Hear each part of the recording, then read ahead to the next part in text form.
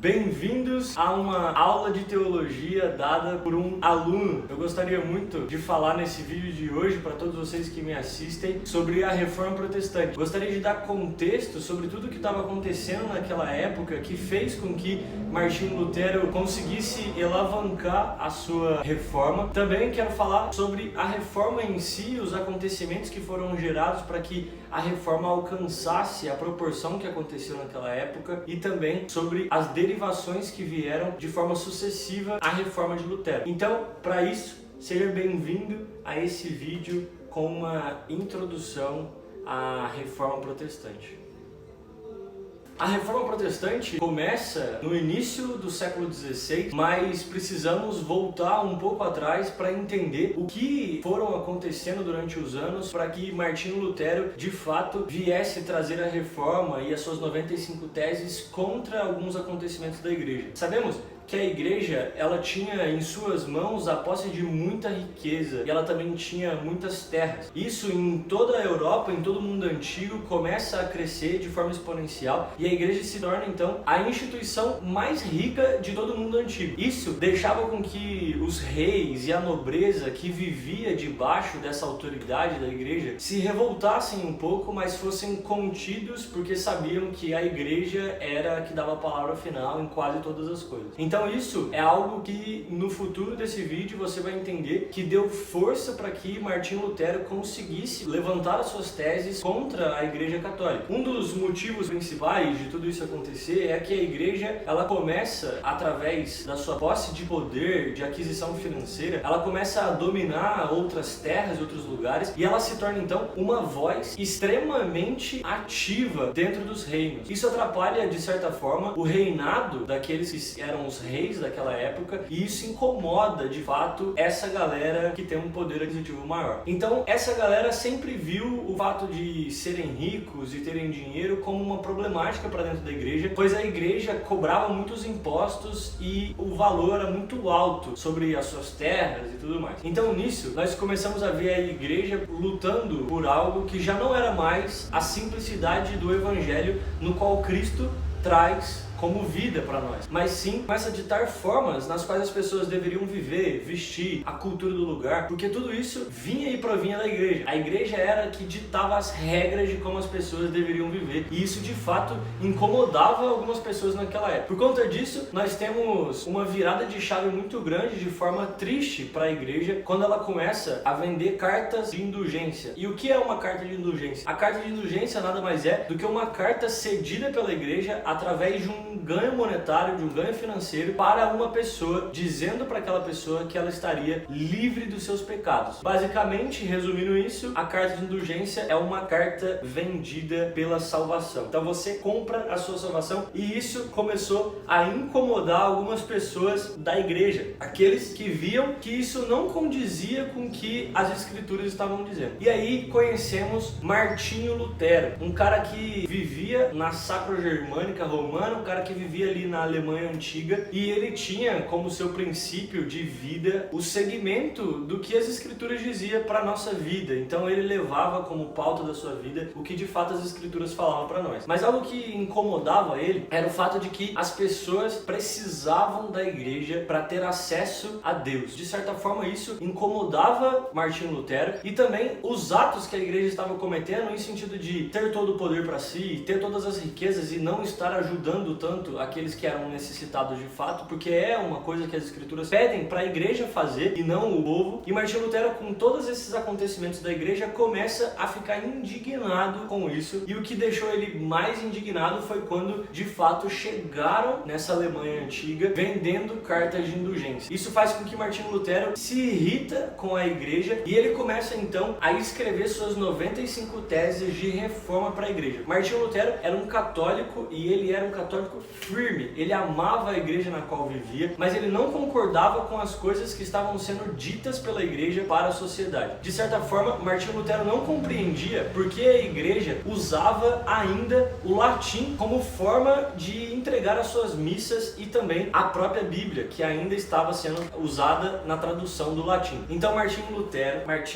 esse cara consegue escrever as 95 teses de pontos nos quais ele queria reformar na igreja. Esses são vários pontos, mas os três principais pontos de Martinho Lutero, dessas 95 teses, é a justificação pela fé, na qual o homem começa a ter a compreensão de que sua justificação não era por dinheiro, como muitos acreditavam que poderia ser, por comprar as cartas de indulgência, e também não era por suas obras, pois não era o que o homem fazia de bom ou de ruim que o salvava, e sim acreditar e somente acreditar no sangue de Cristo Jesus derramado por nós naquela cruz. Então Martinho Lutero levanta essa tese de que a salvação é feita pela fé e não por obras ou por dinheiro. O segundo ponto mais importante dentro dessas 95 teses de Martinho Lutero era sobre a infalibilidade da Bíblia. Martinho Lutero acreditava que as escrituras eram infalíveis e que as escrituras eram a palavra de Deus e que nas escrituras não tinham nenhum erro. E isso era algo que chocava um pouco a sociedade, pois a infalibilidade estava em cima do Papa, que era o líder de todo o poder, de todo o financeiro e de toda a igreja, e ele que ditava as coisas que iriam acontecer. Então Martinho Lutero estava de fato apontando o dedo na cara dessa galera e dizendo: vocês são humanos como eu sou, como todos somos, e vocês são falíveis, vocês podem errar, mas as escrituras não. Então isso de fato incomodava muito a igreja católica naquela época, pois eles acreditavam de fato que o que o Papa falasse era a verdade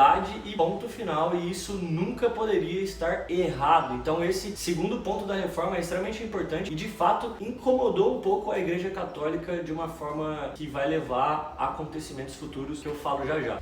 O terceiro ponto é sobre o sacerdócio universal, e como eu falei um pouco antes, o que incomodou Agostinho é que ele via que a igreja estava dizendo para as pessoas que elas precisavam da igreja para ter acesso a Deus. Mas Martinho Lutero vem com esse ponto dentro da sua reforma, dentro das 95 teses, dizendo que a partir de Cristo Jesus foi fundado um sacerdócio universal, onde cada pessoa era responsável pelos seus sacrifícios diante de Deus. Por ter acesso a Deus, cada um podia fazer isso da sua forma, de forma única, forma a expressar seus sentimentos, suas vontades, seus desejos, seus medos, seus pecados para diante de Deus, sem precisar de um intermediário, nem de santos e principalmente da igreja. Então, a partir desse momento, Agostinho dita para todas as pessoas que cada um deveria ter um relacionamento individual com Deus a partir de Cristo Jesus, e que a igreja estava sendo um empecilho para que essas coisas acontecessem. Então, a partir desse momento, com esses três principais pontos e mais 92 pontos extremamente importantes dentro da reforma protestante que Lutero propôs na frente da igreja, nós temos algo que alavancou de forma exponencial para que essa reforma fosse tão significativa quanto foi, pois outras pessoas já tinham tentado reformar de certa forma a sociedade na qual viviam. Mas por que será que a reforma de Martinho Lutero teve tanto peso e teve tanta mudança gerada dentro daquela sociedade alemã daquela época, e depois fazendo de forma sucessiva uma mudança geral em todo o mundo antigo e até hoje como conhecemos, pois nós vemos que tem igreja evangélica protestante para tudo quanto é lado? O que fez isso acontecer? Eu digo para vocês, foi a invenção da prensa. Então até aquele momento, até o início do século XVI, nós não vemos a prensa ser criada, então nós não tínhamos como escrever alguma coisa, imprimir e sair entregando cópia para todos os lugares. Mas Deus fez com que, bem naquela época onde Martinho Lutero estava se levantando contra a igreja para reformá-la, uma prensa foi criada, e com isso muita força foi dada para o desenvolvimento das teses de Lutero. Então as teses de Lutero não começaram a correr somente pelaquela Alemanha antiga, mas elas foram disseminadas por todo o mundo antigo, por toda a Europa, e começaram a correr por todos os lados através das prensas e das cópias que foram geradas.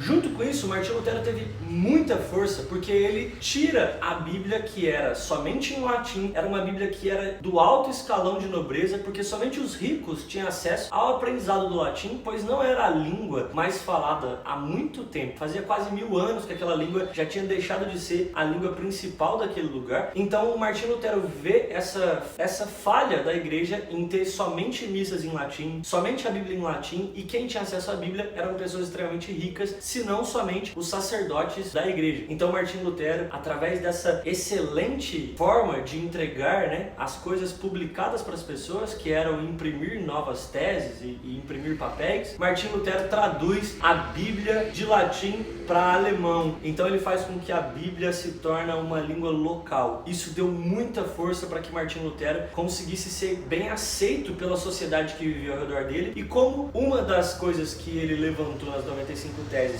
era esse sacerdócio universal, o fato de você ter contato com a Bíblia trazia a possibilidade de você ter os seus próprios entendimentos e interpretações das Escrituras, e isso fez com que as pessoas, tendo contato com a palavra de Deus, pudessem começar a julgar algumas coisas que a igreja estava fazendo. Então isso deu força para que a reforma acontecesse da forma que aconteceu. Após todos esses acontecimentos, nós começamos a ver um desdobrar de coisas, e uma das coisas que a igreja fez para tentar se defender de Lutero foi através do imperador, que fez a Dieta de Worms, e isso nada mais é do que o nome que ele deu para uma assembleia na qual foi reunida para julgar Martinho Lutero, porque a igreja queria de todas as formas acabar com essas falácias de Martinho Lutero contra as coisas que eles estavam fazendo. Então essa assembleia é levantada para julgá-lo, porém Martinho Lutero segurou firme até o fim, dizendo que o que ele falou ele não retiraria, exceto se conseguissem comprovar nas escrituras de que ele estava errado. E essa assembleia então deu errado, eles não conseguiram condená-lo nem matá-lo. Por quê? Porque, como eu tinha dito antes, lembra daqueles nobres, aquelas pessoas ricas, os reis, que não estavam felizes pela igreja comandar todo o dinheiro e todo o poder daquele lugar? Pois é, foram essas pessoas que trouxeram Martinho Lutero para perto e começaram a proteger ele de todas as acusações e de todas as ameaças da igreja contra ele. Então Martinho Lutero, protegido pela galera que tinha dinheiro, pois essa galera via uma grande oportunidade de poder pegar de volta as suas terras, pegar de volta os seus tesouros, tomar posse daquilo que era da igreja,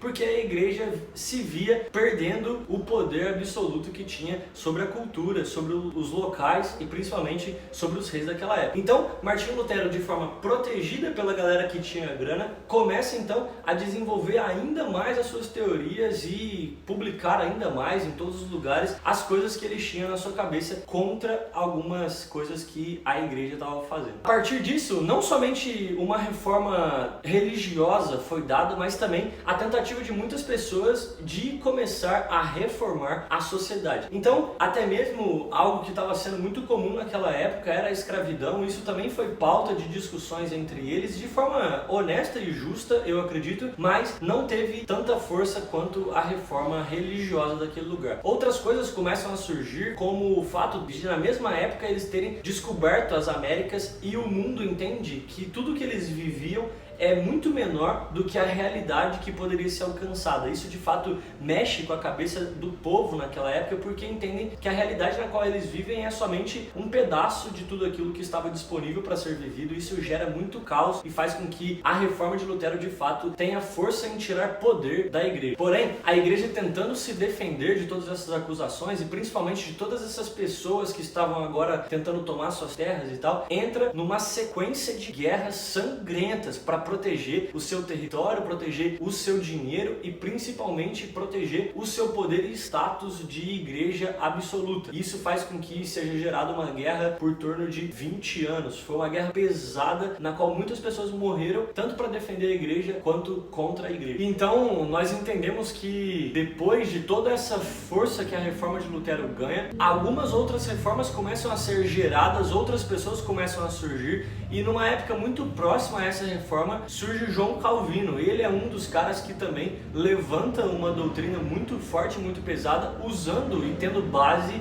as afirmações de Martinho Lutero contra a reforma da Igreja Católica. Ele pega essas e modifica algumas, tendo uma como principal a predestinação absoluta, na qual o homem, não importa o que faça, já é predestinado antes mesmo do seu nascimento para o céu ou para o inferno. A partir disso, muitas outras teorias são geradas e criadas, doutrinas são feitas por homens da forma na qual expressam amar e compreender as escrituras, porque até então Martinho Lutero entrega para a galera através da prensa e da tradução da Bíblia. Ele começa a fazer com que as pessoas entendam que elas precisam ter a Bíblia nas suas línguas. Então a Bíblia começa a ser traduzida cada vez mais para a língua do povo. A gente vê isso até hoje. Quase todos os países do mundo têm uma Bíblia na sua própria língua, e isso faz com que cada um tenha o seu entendimento, a sua interpretação das Escrituras, e faz com que cada vez mais tenhamos mais e mais reformas. Então a reforma protestante, que começou no início do século XVI, nunca mais parou de acontecer. Nós vemos até hoje igrejas sendo reformadas ano após ano, mudança após mudança, e tudo através de pautas que levantam acreditar sendo interpretações das Escrituras. Então eu acredito que se você está assistindo esse vídeo, você entende quão importante a reforma é para todos nós, porque a reforma deu base tanto para o ensino, para a educação. A reforma fez com que a prensa fosse utilizada de maneira na qual nunca tinha sido utilizada antes,